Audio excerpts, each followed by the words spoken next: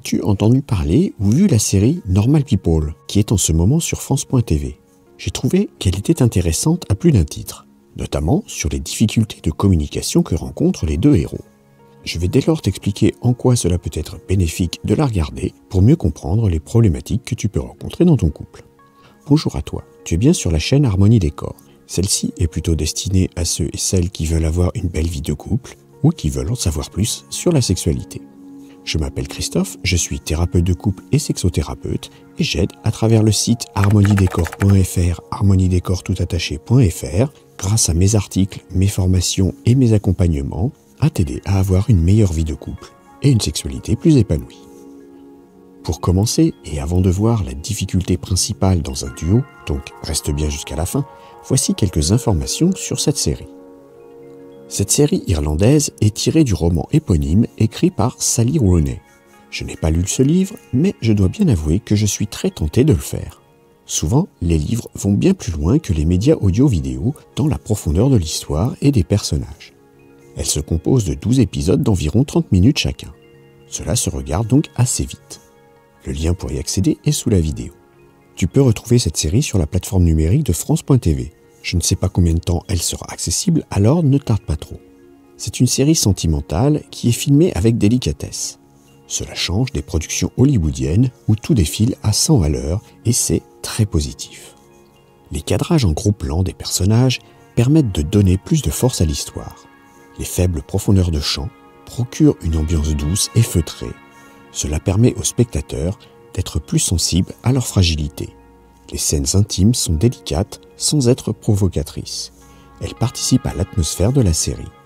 Les séquences sont principalement axées sur les personnages, notamment les deux protagonistes. Je vais essayer de te raconter succinctement l'histoire de cette série en évitant de tout divulguer pour ne pas gâcher le plaisir de la découverte. Cette saison 1 nous montre le parcours sentimental de deux individus, Marianne et Connell.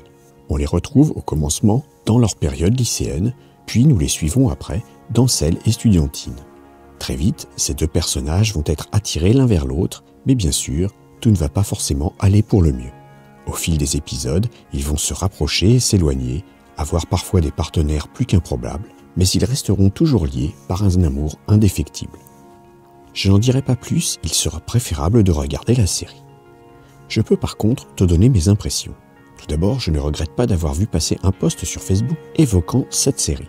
Cela m'a intrigué et j'ai voulu en savoir plus. En regardant le premier épisode, j'ai tout de suite accroché. C'est indéniable, cette fiction ne plaira pas nécessairement à tout le monde. Il y a peu ou pas d'action à proprement parler, ni d'effets spéciaux à n'en plus finir. Cependant, c'est aussi sa force. C'est une série sentimentale d'une douceur mais également d'une violence certaine.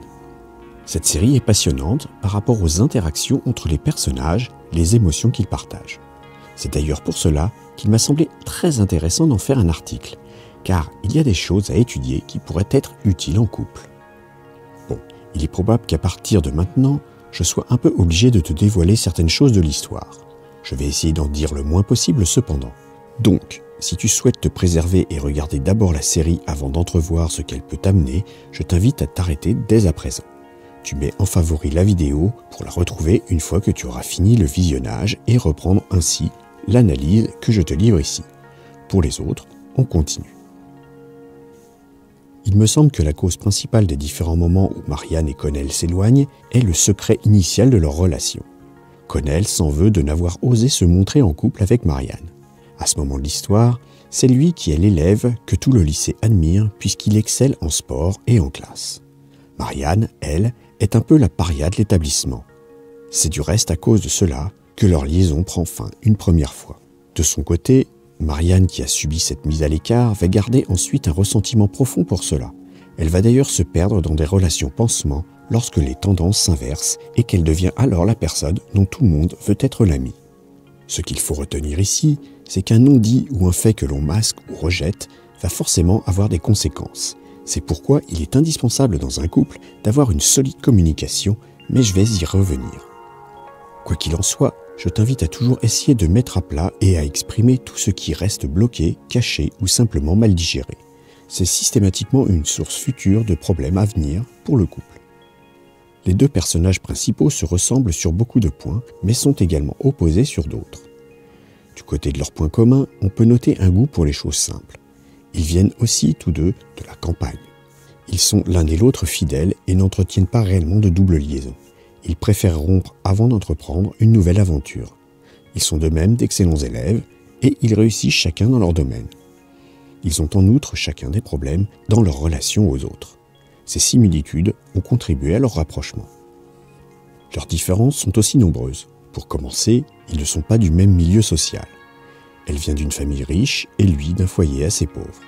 Dans les années lycée, Connell est plutôt populaire, alors que Marianne est la fille détestée de presque tout le monde.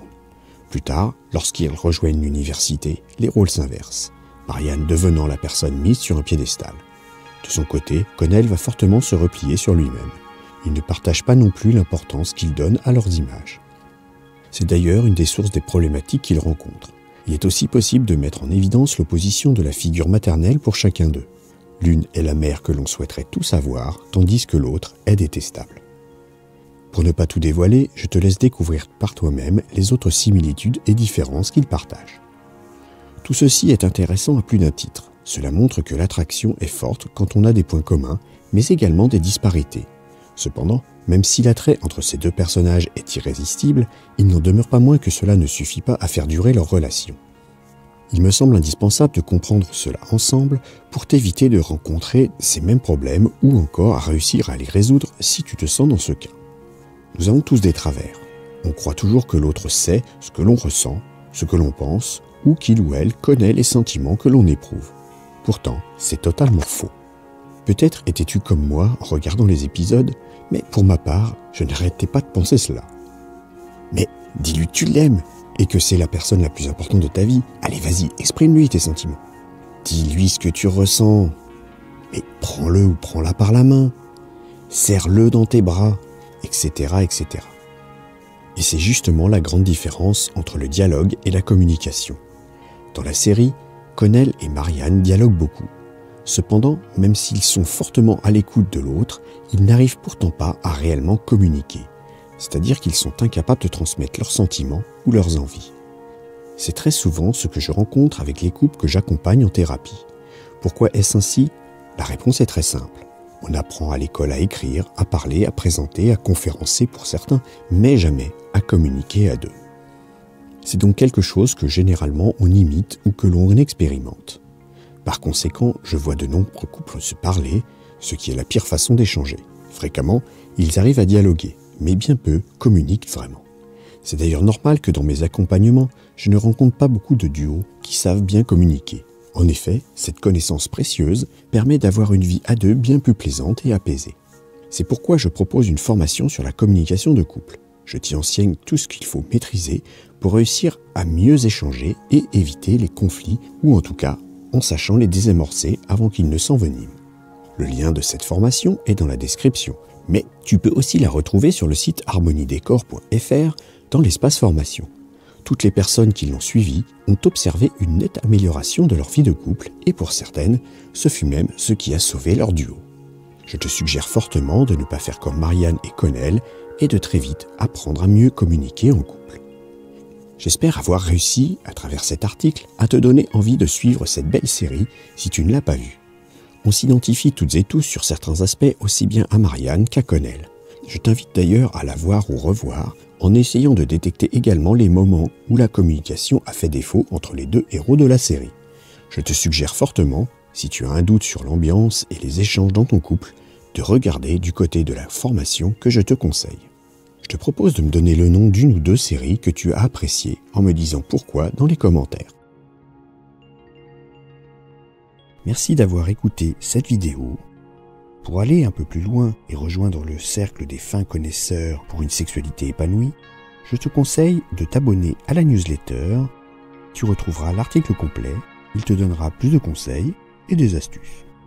Abonne-toi à la chaîne, active le petit pouce bleu, éventuellement ajoute un commentaire et à bientôt.